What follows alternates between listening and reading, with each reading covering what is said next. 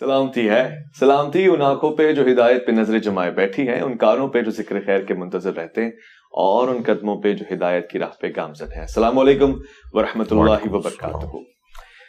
پروردگار کا بڑا شکر، اور یہ سفر جاری و ساری ہے۔ حضرت علامہ اقبال کا ہی کہنا ہے، ظاہر کی آنکھ سے نہ تماشا کرے کوئی، ہو دیکھنا تو دیدہ دل ہوا کرے کوئی، اڑ بیٹھے کیا سمجھ کے بھلا طور پر کلیم، طاقت ہو دید کی تو تقاضا کرے کوئی۔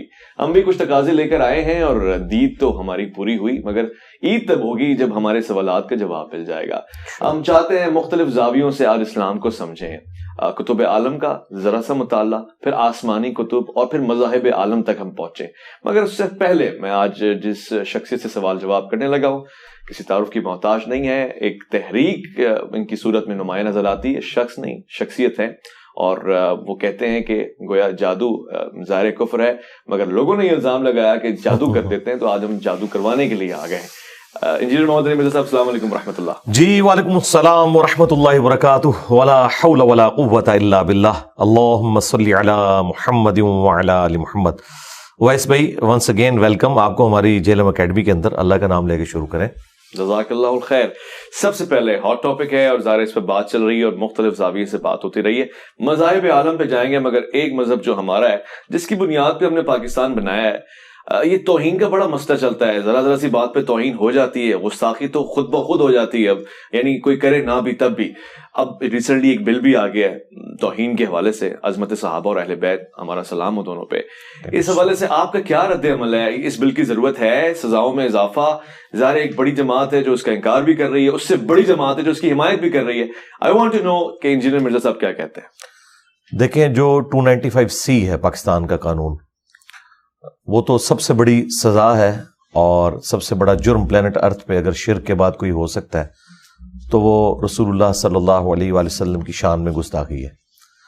مجھے بتائیں، آج تک پریکٹیکلی 295C کے کانٹیکسٹ میں کتنے مجرمین کو سزا ہوئی ہے، یا کتنے مقدمات ہیں جو اپنے منطقی انجام تک پہنچے ہیں؟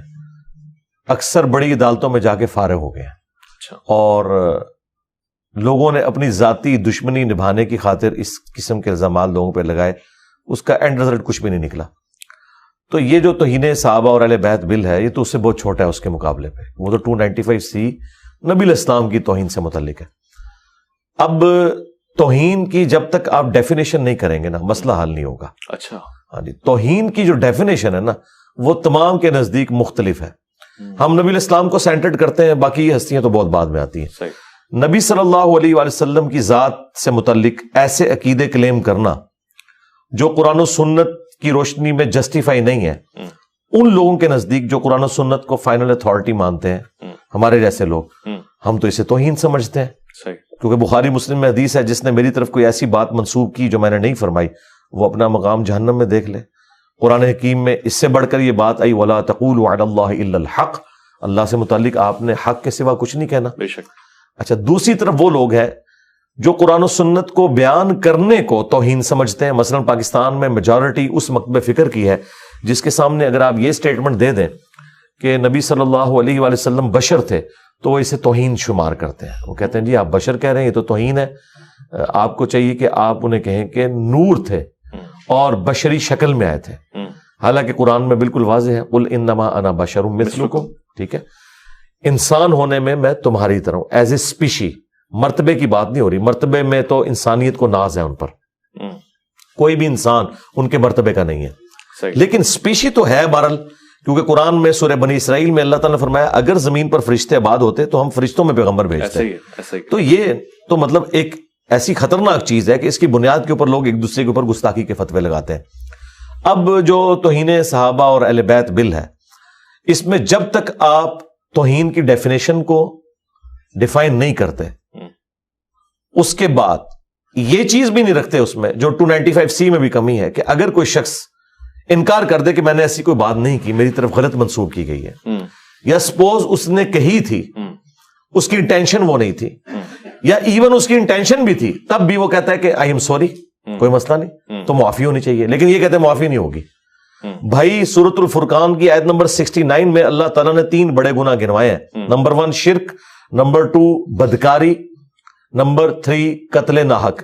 ان 3 गुनाहों से बड़ा कोई प्लेनेट अर्थ पे गुनाह नहीं हो सकता. अच्छा. हुकूकुल इबाद के मामले में सबसे बड़ा अगर कोई इसमें वायलेशन कर सकता है तो कत्ल नाहक है.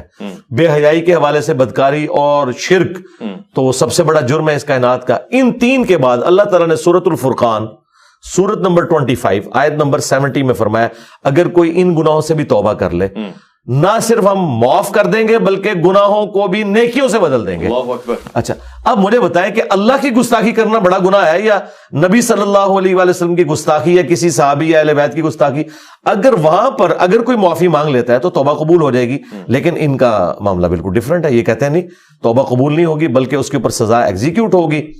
और जो डेफिनेशन उन्होंने समझी हुई है मकादबे फिक्र की तौहीन की डेफिनेशन ही बिल्कुल अलग है. अच्छा. जब तक ये सब के सब कॉन्सेंसिस के साथ एक डेफिनेशन के ऊपर मुत्तफिक नहीं होते ये सारे के सारे बिल किसी काम के नहीं. ना इनसे कोई तौहीन में फर्क पड़ना है. जो लोग कर रहे हैं वो उसी तरीके से करते रहेंगे.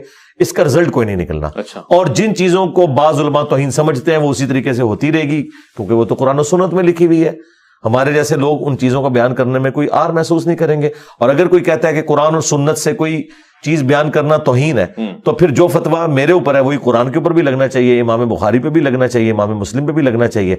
हम तो नक्काल है ना, हम तो उनकी चीजें बयान कर रहे हैं और वो भी खुद नबी सल्लल्लाहु अलैहि वसल्लम से रवायत कर रहे हैं जो अहादीस उनको बयान करने में मेरे ख्याल कोई तौहीन वाला मामला बनता ही नहीं है. हाँ, तौहीन ये कि सराहतन कोई शख्स गाली दे दे और इस तरह के अल्फाज इस्तेमाल करे जो एक मुआशरे के अंदर गाली की कैटेगरी में फॉल करते हैं. अच्छा. फिर उसको तौहीन कहा जा सकता है. सबोशतम कहते हैं. जी, सबोशतम. देखें अल्फाज के चुनाव में फर्क हो सकता है. अब देखें बरेलवियों ने बाकायदा कंपैरेटिव स्टडी करवाई है तराजिम की. उसमें उन्होंने कहा कि बाकी मकातबे फिक्र ने बिस्मिल्लाह का तर्जुमा किया है शुरू करता हूं अल्लाह के नाम से, ये शुरू अल्लाह के नाम से. उसमें वो कमेंट्स कर रहे हैं कि इन्होंने तो अल्लाह के नाम से शुरू ही नहीं किया, इन्होंने तो शुरू से शुरू किया है. और आला हजरत ने तर्जुमा किया अल्लाह के नाम से शुरू. वो कहते हैं नहीं, सिर्फ आला हजरत ने अल्लाह के नाम से शुरू किया है. तो फिर इसमें मैंने इनको फकी दी थी कि अगर ये इतना सेंसिटिव इशू था तो बिस्मिल्लाह में भी तो अल्लाह बाद में आ रहा है, बा पहले. हाँ बा पहले आ रही है. इनकी बिस्मिल्लाह तो फिर यूं होनी चाहिए थी अल्लाहुल्लज़ी बिइस्मिही अब्दहु, अल्लाह है वो हस्ती जिसके नाम से मैं शुरू करता हूं. तो भाई आप अपनी बिस्मिल्लाह बदल लो. अब मुझे बताएं किसी ने शैतान के नाम से शुरू नहीं किया.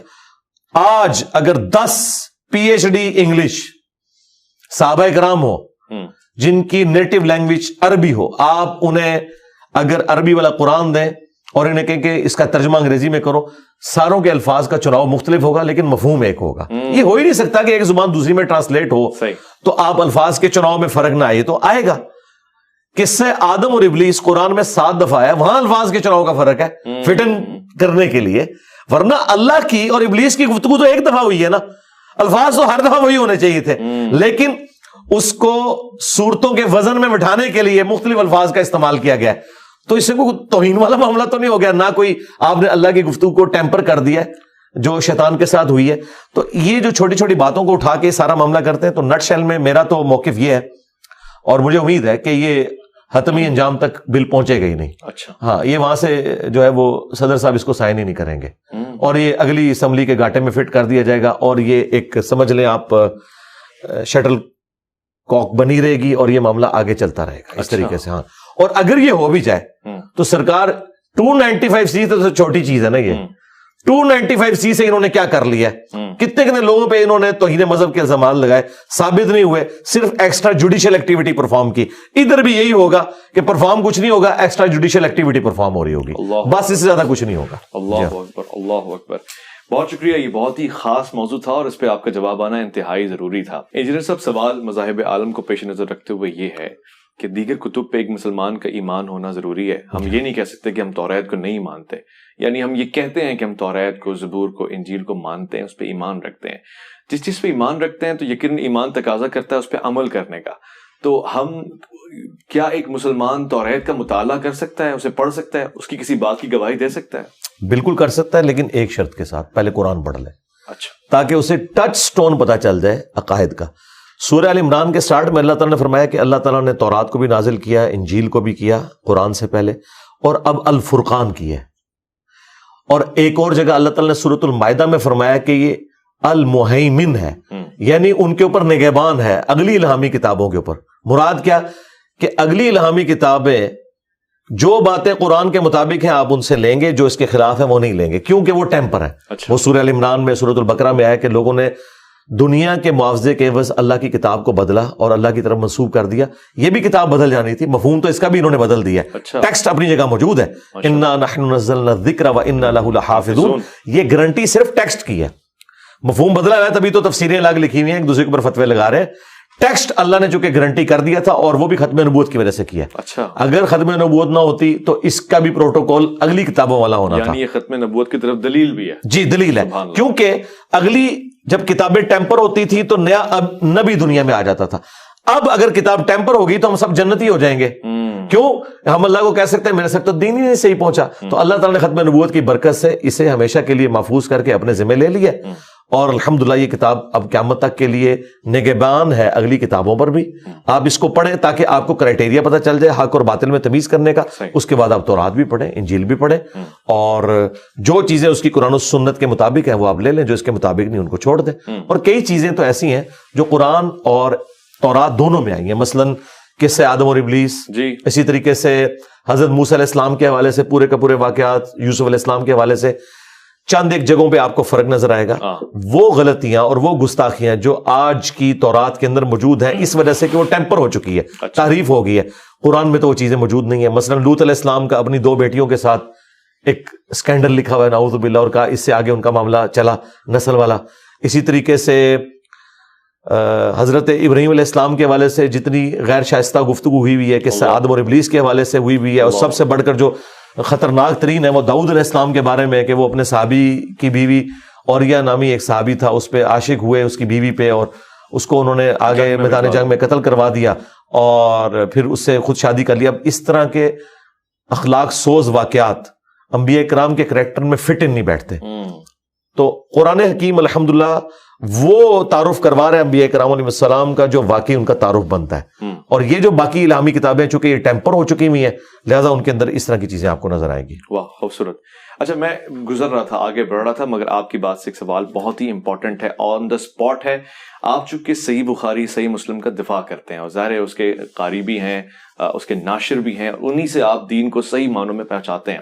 ابھی ریسنٹلی ایک پروگرام میں نے مائع مولانا میں کیا جس میں ایک حضرت ایک صاحب بہت قابل احترام ہے، وہ یہ بتا رہے تھے کہ سب سے زیادہ گستاخی تو صحیح بخاری صحیح مسلم کی کتب میں موجود ہے. میں جاننا چاہتا ہوں کیوں ہے بھی کہ نہیں ہے، اور اگر ہے تو پھر ہم کس کو مانتے ہیں؟ دیکھیں اس سوال کے 2 جوابات ہیں. ایک تو میں اپنے حوالے سے دوں گا کہ میں جو کچھ بیان کرتا ہوں وہ تو بخاری مسلم میں لکھا ہے. اگر اسے کوئی توہین رسالت یا توہین بنو امیہ، اور بنو امیہ سے مراد ادر دین عثمان ابن عفان اور عمر بن عبدالعزیز شمار کرتا ہے تو وہ کرتا رہے، وہ تو توہین کے اوپر ہمیں فخر ہے. اگر بخاری اور مسلم میں کوئی چیز آئی ہے وہ تو نبی الاسلام کے فرامین ہے. اور اگر اس توہین سے مراد کوئی وہ لے رہا ہے جو کہ شیعہ علماء لیتے ہیں، کہ وہ کہتے ہیں کہ انبیاء کرام کے حوالے سے ایسے واقعات موجود ہیں جن کے اوپر گرفت ہے، تو ہم کہتے ہیں وہ واقعات سامنے لے کے آئیں.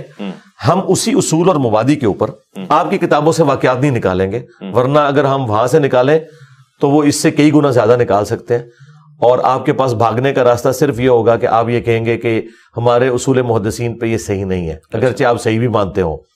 تو ہم to cut the story short کرتے ہوئے ہم قرآن سے اسی قسم کے واقعات نکالیں گے، اور پھر ہم آپ سے سوال کریں گے کہ قرآن کے اندر جو یہ واقعہ آیا ہے اگر یہ اخلاق سوز نہیں ہے جی تو صرف اس وجہ سے کہ اہل سنت کی حدیث کی کتاب میں کوئی واقعہ آ گیا آپ اسے اخلاق سوز کہیں گے. مثال کے طور پہ میں آپ کو دعوے سے کہتا ہوں، اگر حضرت موسیٰ اور خضر والا واقعہ، یہ لفظ خضر،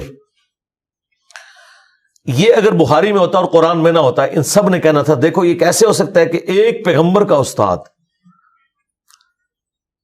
جو کہ خود بھی پیغمبر ہے خضر، وہ دوسرے پیغمبر موسیٰ علیہ السلام کو دینی تعلیم دے رہا ہے اور اس میں ایک بچے کی گردن مروڑ رہا ہے جس نے ابھی بڑے ہی ہونا تھا اور پھر اس نے کرنا تھا، اور یہ اللہ تعالیٰ کی صفت عدل چیلنج ہو رہی ہے. شیعہ کے ہاں یہ بڑا ایک مسئلہ اٹھایا جاتا ہے نا صفت عدل کا. یہ صفت عدل چیلنج نہیں ہو رہی اس کے اندر کہ ایک بچہ جو ابھی بڑا ہی نہیں ہوا اسے پہلے گردن مروڑ دی ہے. دیکھیں اس کے اوپر ایگزیکیوشن تو تب ہونی تھی جب بڑا ہوتا اور ایکٹیویٹی پرفارم کرتا.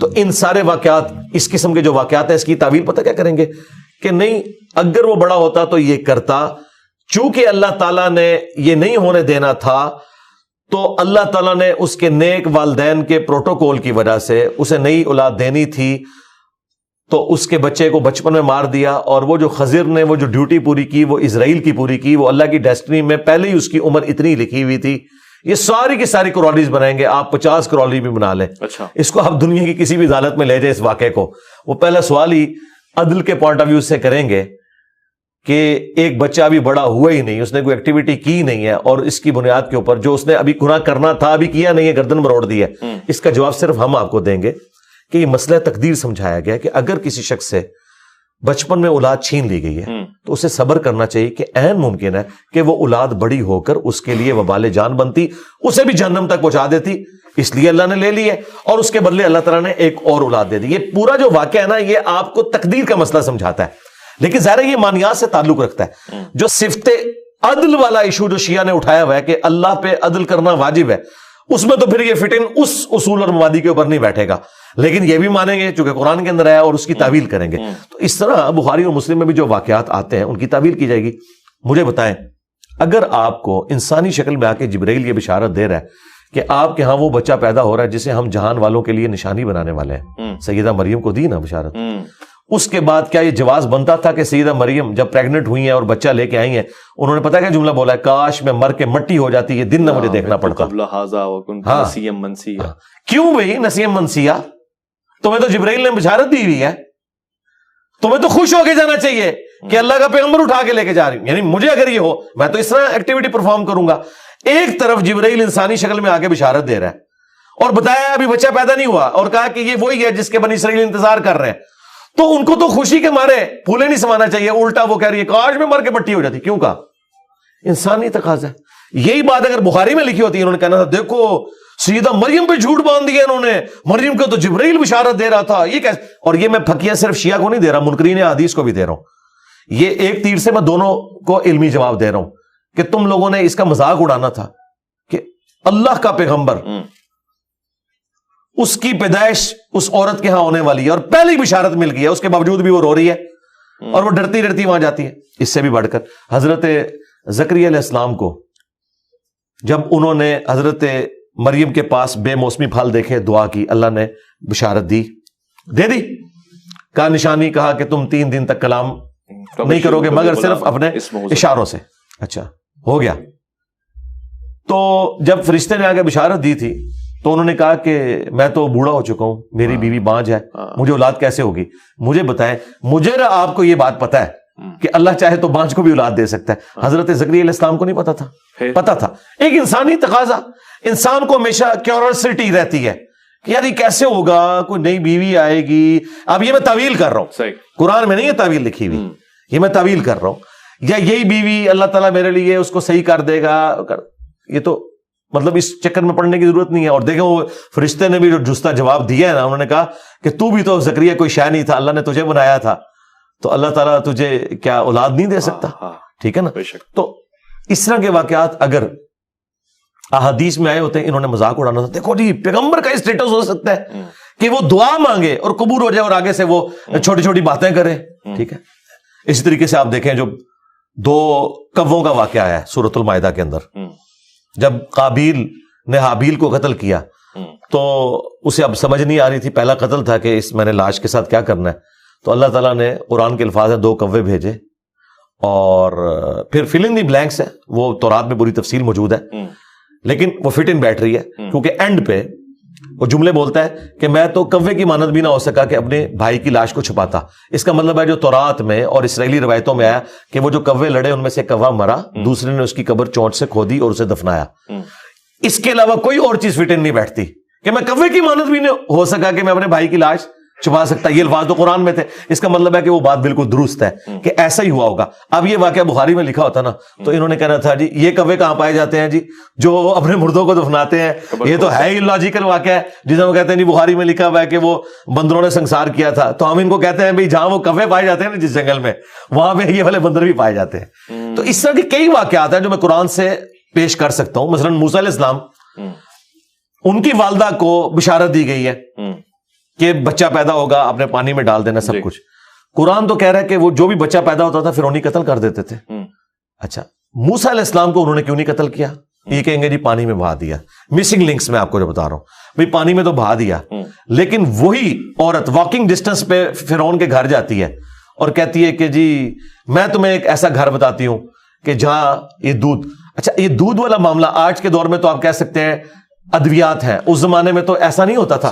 ویسے یہ ماں ام موسیٰ ہیں یا موسیٰ علیہ السلام کی بہن ہے مریم جو وہاں اس فرعون نہیں, وہ تو بہن گئی ہے نا, وہ کہتی ہے میں خبر دیتی ہوں ایسے گھر کی. اچھا, اب وہ جو خبر دی اس گھر کی, اس گھر والے سے کہیں فرعون نے نہیں پوچھا کہ بھائی تیرا دودھ کہاں سے اترا ہے, تیرا بچہ کدھر ہے جو پیدا ہوا تھا, وہ کدھر غائب کیا, کہ یہ وہ بچہ تو نہیں. اب یہ سارے مسنگ لنکس ہیں, کس طریقے سے ان کی عقل معاف ہوئی. ان ساری چیزوں کے اوپر ہم فلنگ دی بلینکس خود کرتے ہیں کہ اللہ تعالیٰ نے کوئی معجزانہ معاملہ کر دیا ہے کہ ان کی عقل جواب دے گی, اس طرح ان کا دھیان ہی نہیں گیا, لیکن قرآن میں تو نہیں موجود نا. یہ کیوں کرتے ہیں؟ فٹ ان بٹھانے کے لیے. تو اس طرح احادیث کے معاملے میں بھی تعویلات, ہاں جہاں 180 ڈگری آ جائے اسٹیٹمنٹ وہاں تعویل نہ کریں. 180 ڈگری یہ ہے کہ قرآن ایک بات کر رہا ہے, بالکل اس کے اپوزٹ کوئی اور بات ہو رہی ہو, پھر 180 ڈگری ہوگی. اگر قرآن اس بات میں خاموش ہے اور سنت اس کی تفصیل کوئی بیان کرتی ہے, مثلا قرآن میں یہ تفصیل نہیں آئی کہ یہ واقعہ موسیٰ اور خضر کا کیوں ہوا ہے, لیکن بخاری میں موجود ہے کہ حضرت موسیٰ علیہ السلام سے بھرے مجمع میں کسی نے پوچھ لیا تھا کہ اس وقت سب سے بڑا عالم کون ہے, تو انہوں نے کہا کہ میں ہوں.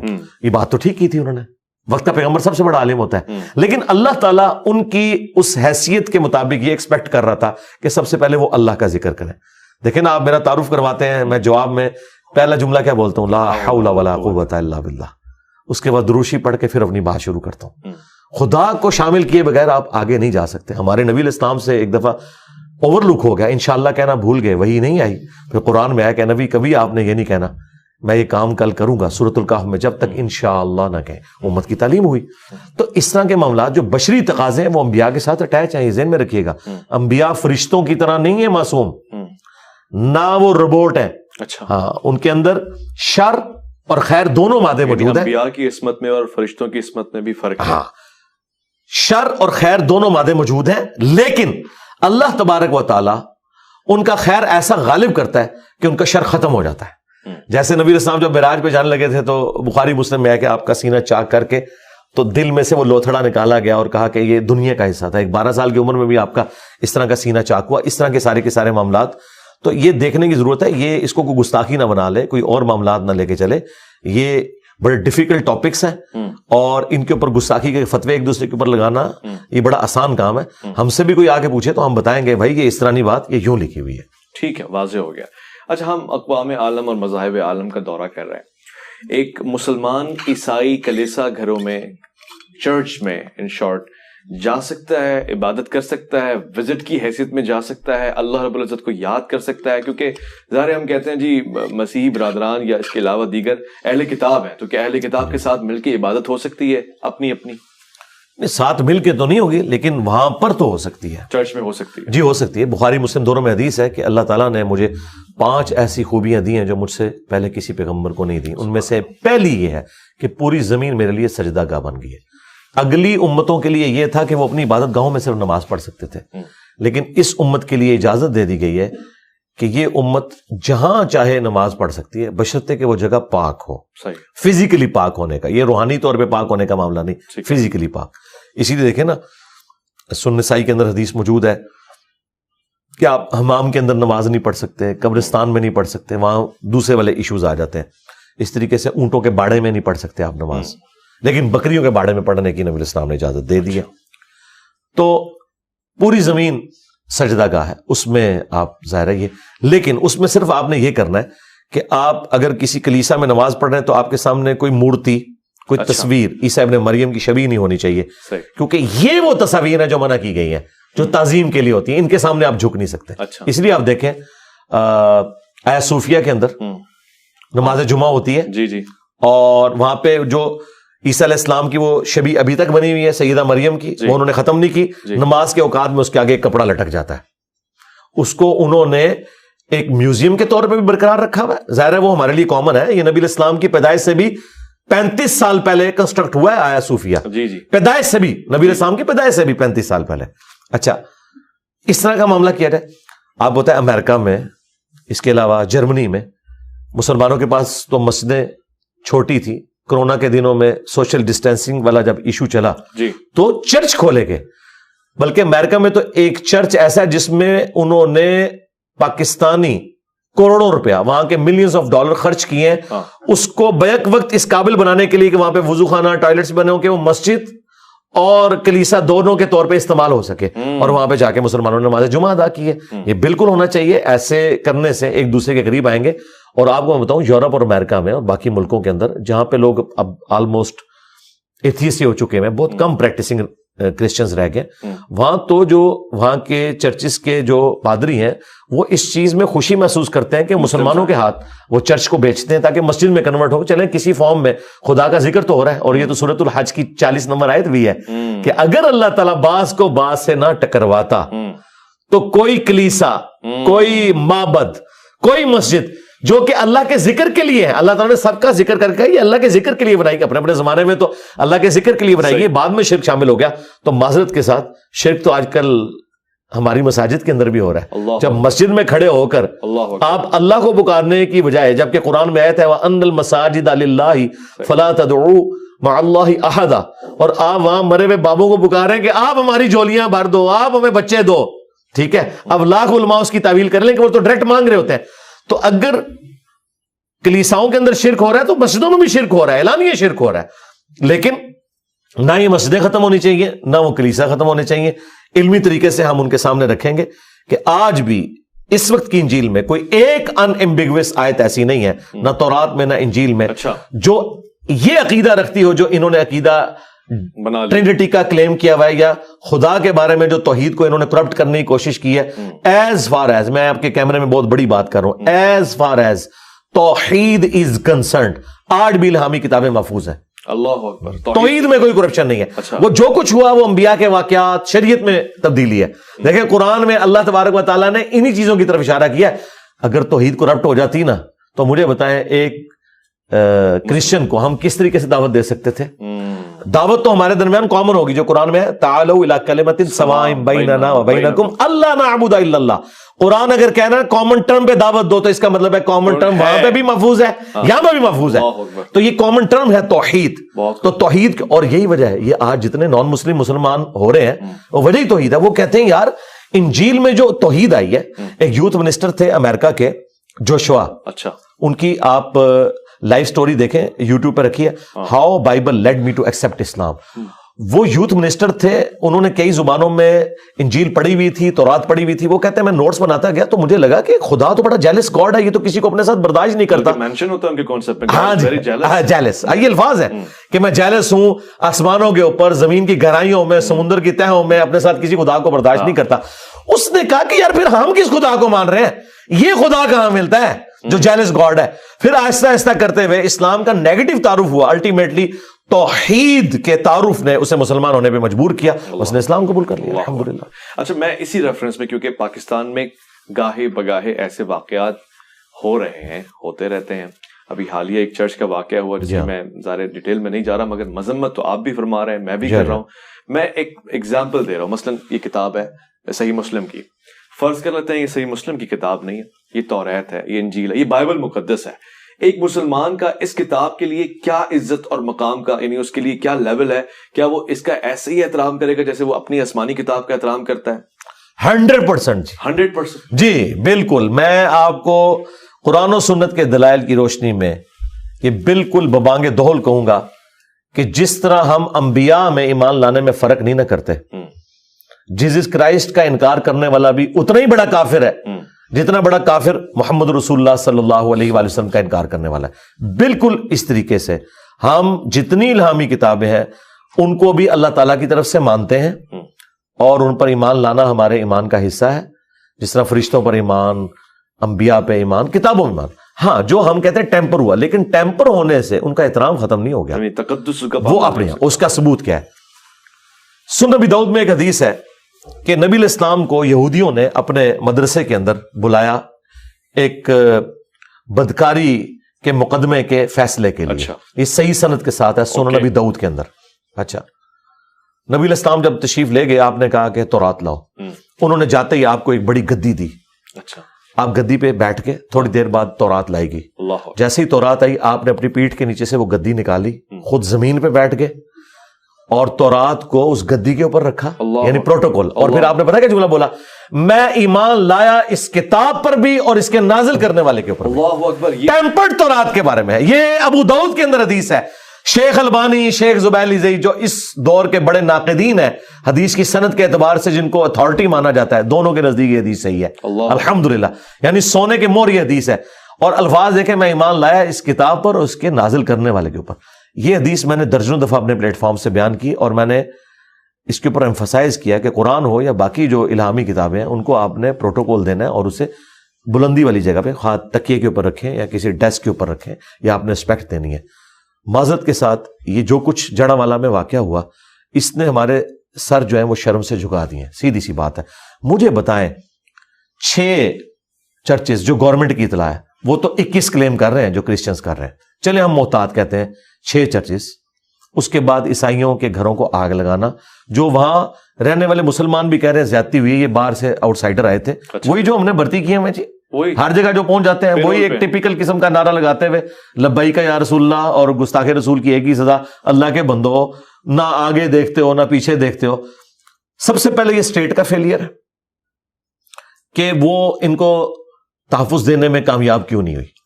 اس کے بعد ایز اے نیشن ہمارے سر اس وقت شرم سے جھک گئے ہیں کہ سویڈن میں ایک قرآن جلا, یہاں پہ آپ نے 6 چرچ جلا دیے, اور اس کے اندر بھی وہ جو مقدس کتابیں وہ جلی ہوئی پڑی ہیں, وہ آپ دیکھیں گے سر راک, جی بالکل, جن کو اللہ کے نبی نے کہا میں ایمان لایا ان کتاب, ٹیمپر کتاب کے اوپر کہا میں ایمان لے کے آیا.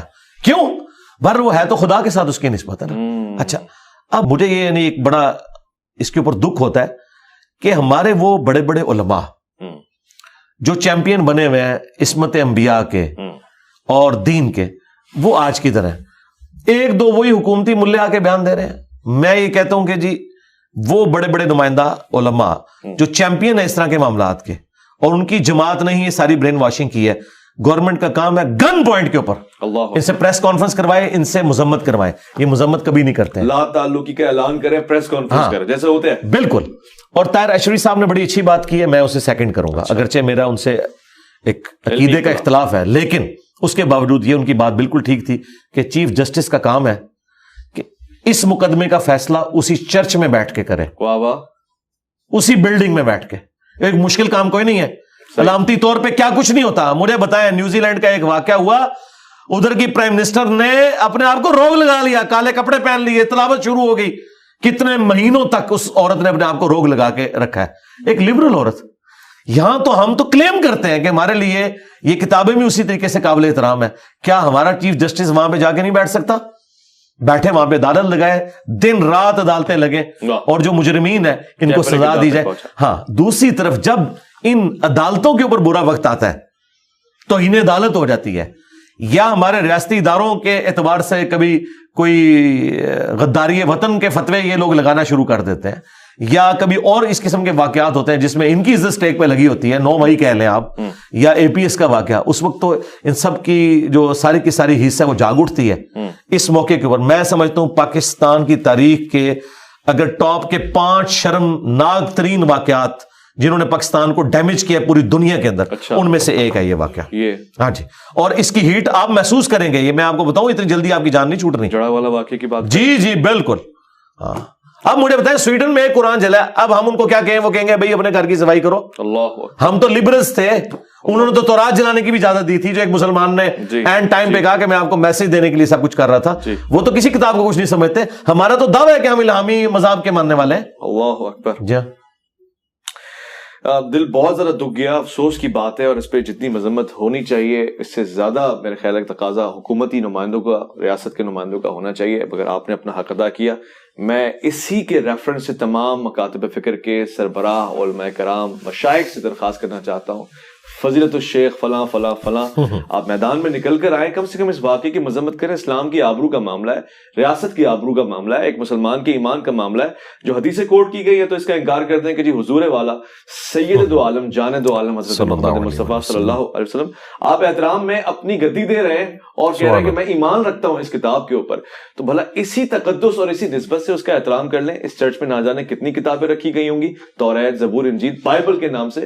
اگر آپ نے ان کو بھی جلا دیا دیا ہے تو آپ نے یقین کریں اپنا ایمان جلا دیا ہے. میں اسی کے تسلسل کو کنٹینیو رکھنا چاہتا ہوں. ظاہر ہے بات ہو رہی ہے مذاہب عالم کی.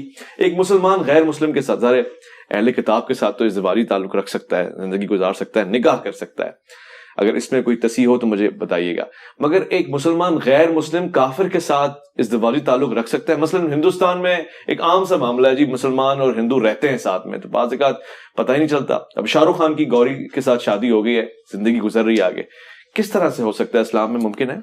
سب سے پہلے تو یہ کلیئر کر لیں کہ جو مسلمان مرد ہے اس کی اہل کتاب عورت کے ساتھ شادی ہو سکتی ہے، لیکن مسلمان عورت کی اہل کتاب مرد کے ساتھ نہیں ہو سکتی. یہ سورۃ المائدہ میں اللہ تعالیٰ نے فرمایا آج کے دن اہل کتاب کی عورتیں بھی حلال ہیں، ان کا ذبیحہ بھی حلال ہے. صحیح. اچھا، اس میں ایک تفرد ہے عبداللہ ابن عمر کا. اچھا، عبداللہ ابن عمر کا موقف یہ تھا، صحیح بخاری میں آتا ہے کہ وہ کہتے تھے سورۃ البقرہ میں جو آیا نا کہ مشرک کے ساتھ نکاح نہیں ہو سکتا، وہ کہتے تھے میں تو اس سے بڑا کوئی شرک نہیں سمجھتا کہ کوئی جیزس کرائسٹ کو اللہ کا بیٹا کہے. تو وہ کرسچنز کو بھی مشرکین کی کیٹیگری میں فال کرواتے تھے.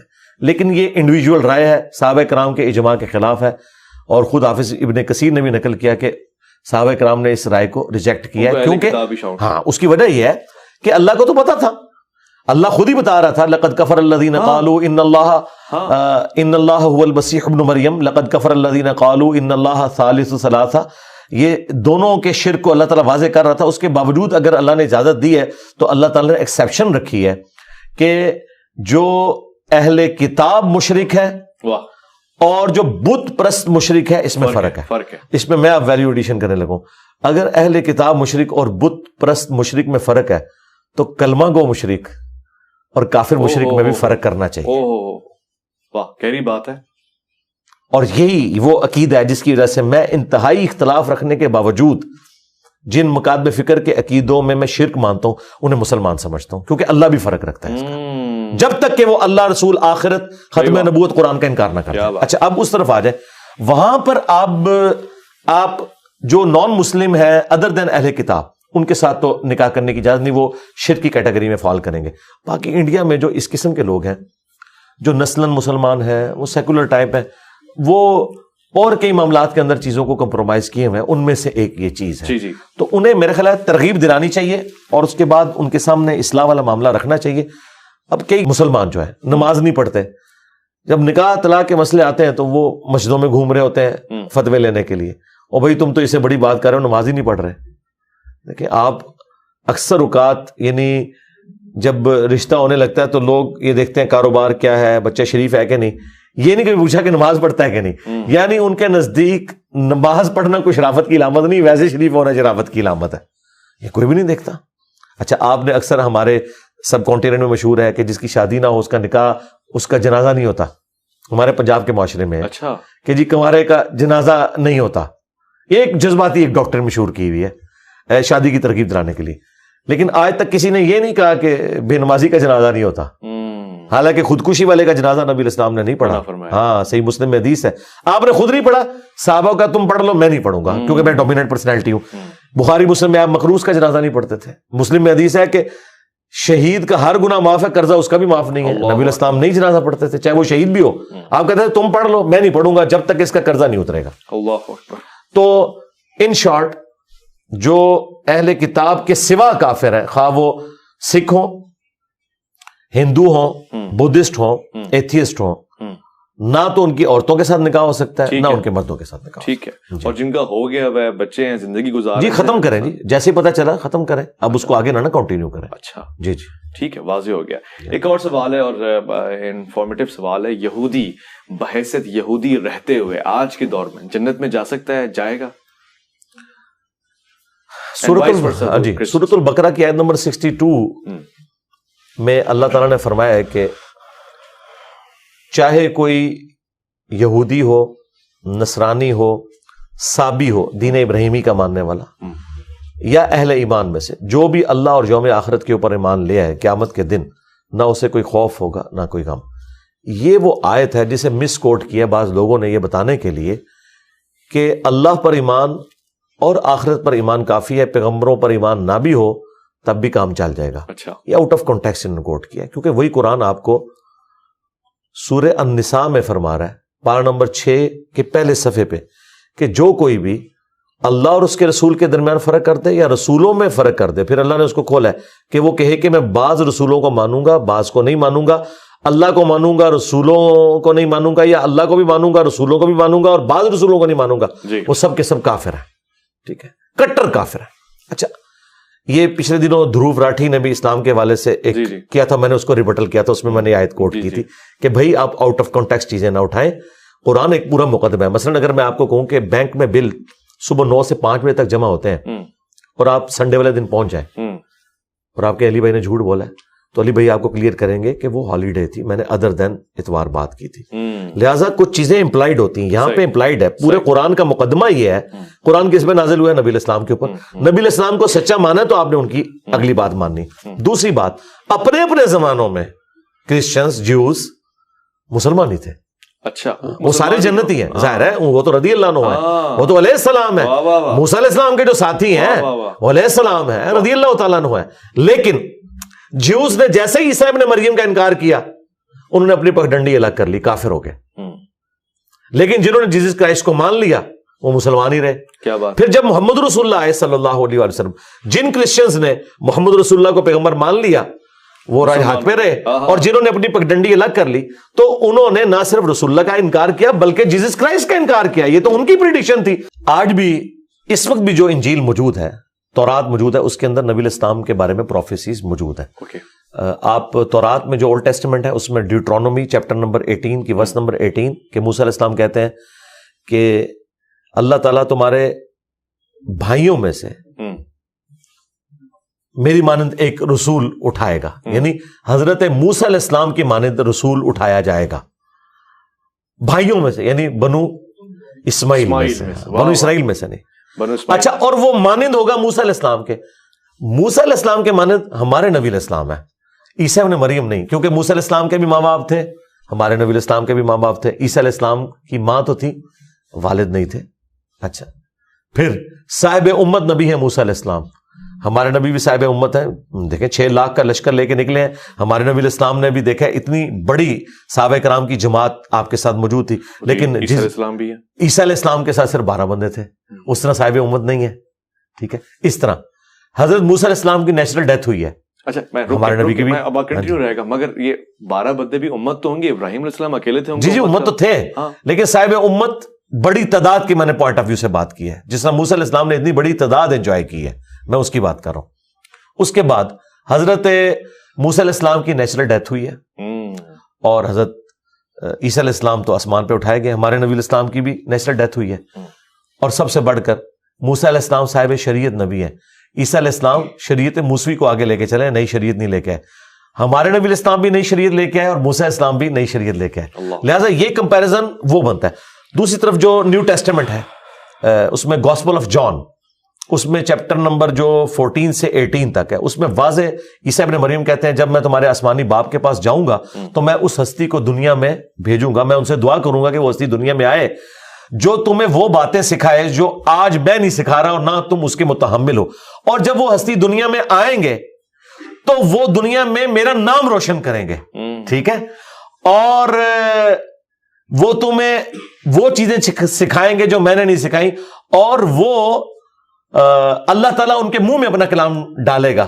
اچھا, یہ کوالٹی اور کسی بھی پیغمبر کی نہیں, باقیوں کو سلیبس کی شکل میں کتاب دی گئی ہے. ہمارے نبی علیہ السلام پہ قرآن نازل ہوا, یہ ساری کی ساری چیزیں فٹ. آپ کرسچنس کے پاس جائیں, وہ کہتے ہیں نہیں یہ پروفیسی جو ہے نا جبرائیل علیہ السلام کے بارے میں. ہم کہتے ہیں مجھے بتائیں جبرائیل علیہ السلام نے عیسیٰ ابن مریم کا کون سا نام روشن کیا؟ اس وقت 2.25 ارب تو اب آلموسٹ مسلمان بھی ہو چکے ہیں, وہ جیسس کرائسٹ کو مانتے ہیں. صرف ہم ہیں تو جیسس کرائسٹ کو مانتے ہیں اور کوئی نہیں مانتا. یہ نام یہاں سے روشن ہوا. پھر جیسس کرائسٹ کی والدہ کے اوپر جو تہمت لگی, آج مسلمان اس کا دفاع کر رہے ہیں. تو یہ نام ہمارے محبوب علیہ السلام نے ہی روشن کیا ہے, اور سب سے بڑھ کر ان کے سینے پہ قرآن اتارا گیا, وما ينطق عن الهوى ان هو الا وحی یوحى. یہ کوالٹی اور کسی پیغمبر کی نہیں تھی. تو آج بھی یہ ساری کی ساری چیزیں موجود ہیں, اور ڈاکٹر ذاکر نائک نے, احمد دیدار صاحب نے یہ ساری کی ساری چیزیں لا کے پبلک کے سامنے رکھی ہیں. لیکن بات سٹارٹ توحید سے ہونی چاہیے. ٹھیک ہے, انبیاء کا معاملہ بعد میں آیا. اپنے اپنے زمانے میں سب مسلمان تھے, لیکن جیسے جیسے پیغمبروں کا انکار کرتے گئے تو بس وہ علادہ ہوتے گئے. صحیح مسلم میں حدیث ہے, جس یہودی اور عیسائی نے میرے بارے میں سن لیا اور مجھ پر ایمان نہ لایا پھر وہ جہنم میں جائے گا. لیکن یہ امپلائڈ ہے کہ اس سے واقعی تعارف بھی پازیٹیو اس طریقے سے ہوا, وہ آخرت کا معاملہ ہے. یہ ایک کمپلیکس ٹاپک ہے, بڑا ہی کوئی امپورٹنٹ سوال ہے, اور اب تک اس کا صحیح جواب ایٹ لیسٹ مجھے نہیں ملا ہے.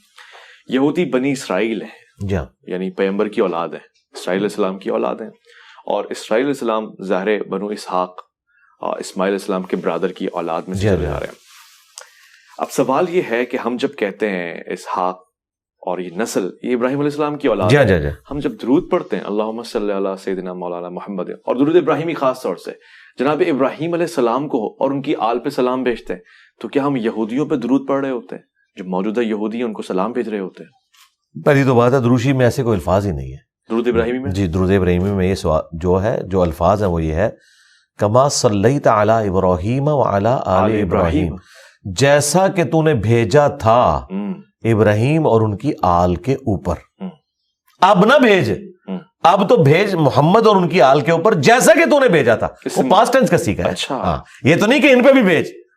یہ اکثر لوگ سوال کر رہے ہوتے ہیں بھائی ترجمہ تو پڑھو اس کا, اے اللہ محمد اور آل محمد پر رحمت بھیج جیسا کہ تو نے بھیجی تھی کما صلی تعالی. ہاں اب نہیں, اچھا اس وقت جو بھیجی تھی. اچھا ایک سٹیپ آگے, قرآن میں ابراہیم علیہ السلام کے بارے میں انہوں نے جب دعا کی اپنی اولاد کے لیے تو اللہ تعالیٰ نے جواب میں کہا کہ ظالموں کو میرا عہد نہیں پہنچے گا جو ظالم ہوں گے.